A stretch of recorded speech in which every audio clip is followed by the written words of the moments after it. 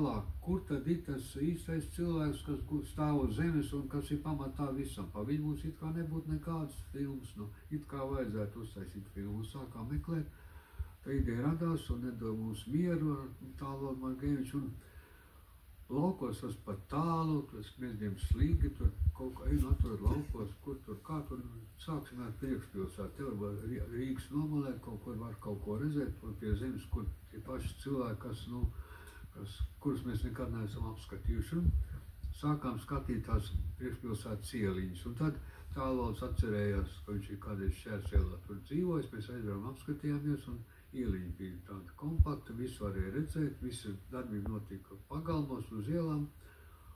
Un mēs noriskējām un iekārtojamies tādā ieliņā.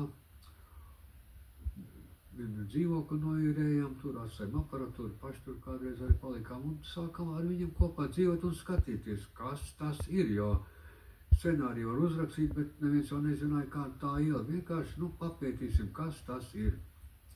Un tā mēs tur braucam un dzīvojam katru dienu, un no sākuma mums baidies, mums pierada pie mums, un mēs kļuvām beigās tādi nepieciešami, mēs katru rīt apstaigājam visu to ieliņu, un mēs bijām tādi klauni, tādi artisti, kas kaut kā stāda kaut ko viņiem priekšā.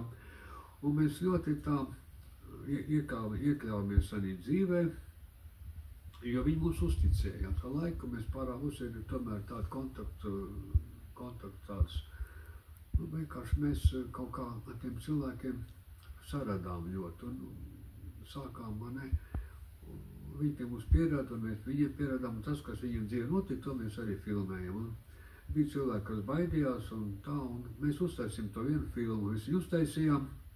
Jā, un atbrauca filmas direktors, atnāca uz to ieliņu, nostāja, un teica, te nekā nav, tātad studijai būs krah, šitā filma, būs kaut kas jādara, mūs norakstīja uzreiz jau. Netraucēja ļauj strādāt, bet mūs aizpildīja kaut ko citu, lai plānu izpildītu. Un mēs tā tur strādājam, uztaisījām šo filmiņu 2 stundas garu.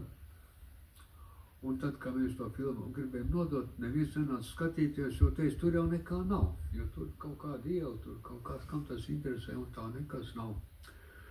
Bet tā kā mums tie cilvēki bija mīļi, un mēs pie tā turamies, mēs tomēr turpinām strādāt, īsinājām mazliet to filmu, un tomēr nekā nav. Tad, kad filmu vajadzēja nodot, atnāca tikai viens redaktors, un tur nekā nav, ko tur skatīsies, tur neko labā mums nepateica, un tā.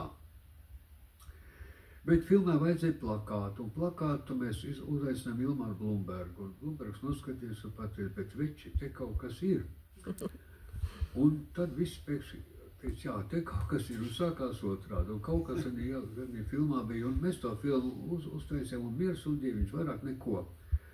Tie cilvēki, kuri baidījās no mums vai negribēja, tie sameta naudu un teica, ziniet, taisiet otro sēriju, bet mēs teicām, mums nav ko, jo viss ir parādīts, vairāk mums nav ko, viss ir cauri. It kā viena filma, viss paši sēsielamies, bet tagad sākās laikmeta grieži, nomainās sociālā iekārta, parādās jaunas situācijas, jaunas attiecības, cilvēku attiecības mainījās, tur parādījās īpašumi, tur sākās konflikti, tur sākās visāds īpašumu lietas un robežu lietas, un atkal mēs tāpēc uztaisīt otro sēriju, un atkal likās, viss vairāk nekas nav. Un tad sākās trešais cēliens, kad sākās parādījās tas kapitālisms, kas sāka braukt prom, pēc sākās nomaiņa, parādījās ārzemnieki, un brauc Latvijas prom un tā. Un uztaisīja trešo sēriju, un tad tie cilvēki, kuri mēs pazinām, visi aizgāja citos medību laukos, jā, un tur palika tikai 2 varoņi, tas, kas ceļ māju, Aldis un meitene, jā, tā kā viss, un mums vairāk tur nav, viss tā lieta izbeidzās, vienkārši tā, 30 gadi it kā gandrīz vai. Un tas izveidojas, beigās tas izveidojas tagad tāds stāsts pa vienu ielu, bet tas, zināmā mērā, attiecas arī uz tautu, uz to, kā mēs runājam, kā mēs kustamies, kā mēs ģērbamies, kādi kontakti. Tas tādi iespēja atstāja. Un pie tam interesantākais ir tas, ka ar laiku tas viss pastiprinās. Tas paliek vien interesantāk, jo jaunā paudze vispār nezina, kā toreiz dzīvoja un kas tur bija galvenais un kā. Un šī filmā viss ir salasīts uz tās ielas. Pat to mūziku, ko jūs dzirdat, to mēs dzirdējām, kur staigājot pa to ieli, no pirmā stāvā, no vieniem logiem atskanīja šī skaistā mūzika. Tas bija grupa Vārds, kurš spēlēja šo kaut koncertīšus, bija ierakstīts, un tur bija viena melodija, kas bija ļoti simpātiska, un viņa atnesa no tur, paņēma no ielas, un viņa kļuva par galveno tēmu, un tā viņa tā filmē skan cauri.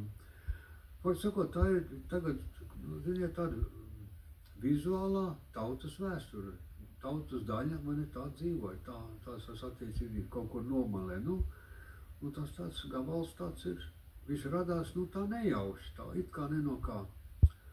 Un otrs tāds cikls, ko jūs nesat redzējuši, ir par zemniekiem, laikam.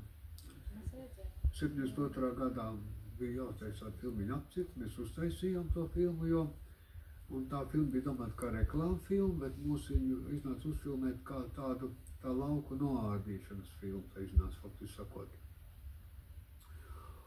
Un šo filmu izglāba brīnišķīgais Petera teksts, kas visus lietas paskatījās, varēja redzēt, kas notiek, bet viņš viņam tām lietām piedeva citu jēgu. Un šī filma apcirkne, kas saistīta 72. gadā, tagad brīnišķīgi skatās, jo viņi iegūsi to dīvainību, ka tā laika filma, kur gandrīz tur nepieņēma un kur tur visādi skandāli un kas tur nebija. Un tagad viņi brīnišķīgi skatās pēc 50 gadiem, jo tas teksts visu to uztur, to intrigu. Ja? Un tagad mēs ar citām acīm skatāmies un brīnamies, kāds spēks tai filmā ir, kā viņi ir izdzīvojusi līdz šai dienai un nav garlaicīgi. Ja? Un tā mēs uztaisām arī it kā viena filma bies, pēc tam notika zemes atgūšana, uztaisījām otru filmu, nāca lejā Bālais mēnesis, cilvēki dabūna zemi, nezinu, ko ar viņu iesākt un visas problēmas, kas tur notiek, ir, teiksim, saimnieks, kas dzīvo bēniņos, 28 gadus dzīvo bez pases, nelegāli, pa naktīm apstrādāt savu zemi, viņš ir zemnieks, bez viņu no dokumentu viņš nevar rādīties, viņš sieviešu stērpā apstrādāt savu zemi. Un tā viņš 28 gadus apstrādāja savu zemi, dzīvodams jumtā. Un tad viņu apcietināja un turēja par amerikāņu spiegu, un tad izrādījās, ka vieti atpazina, ka viņš nav spiegs, viņam nav dokumentu vienkārši, viņš 44. gadā no frontes iednās palika mājās, atkāpjoties un tā. Lūk, un tāda cilvēka Latvija pa pilnām ir, ja. Un tad nākušais variants, kad parādījās ārzemju zemnieku Latvijā, tad parādījās trešā filma Zem Ozla kupliem zariem. Tā ir tad 3 filmas, tā triloģija, 50 gadu, un pēdējā filma bija filma Zemnieki, ko labot jūs esat redzējuši. Par tiem cilvēkiem, kas pēc 50 gadiem, kad iet prom no laukiem, kad ir cilvēki, kuri atgriežas laukos, jo viņi bez viņiem nevar, jo viņiem ir aicinājumi būt pie dabas. Ja. Un tā 4 filmas ir tā arī it kā nekas, bet tas ir arī ļoti interesants tāds seriāls, ko jums vajadzētu noskatīties, jo tur ir iekšā daudz kas tāds, ko jūs pat iedomāties nevariet. Ja. Tā kā tas viss kaut kā rodas, tā nejauši. Nevar pateikt. Tā sākām vienu un tas kaut kā ievelk, un cilvēki ievelk, cilvēki ir interesanti, un tā kā mums ir labas attiecības ar viņiem, tad mēs dzīvojam to dzīvi tāpat kā iekājamies. Viņi saprotam, ko viņi dara un kāpēc viņi to dara, un viņi saprot, ka mēs to saprotam, un tā mēs saprotam, visiem ir interesanti. Un tā mēs uztaisam šīs filmas, jā. Tā lūk.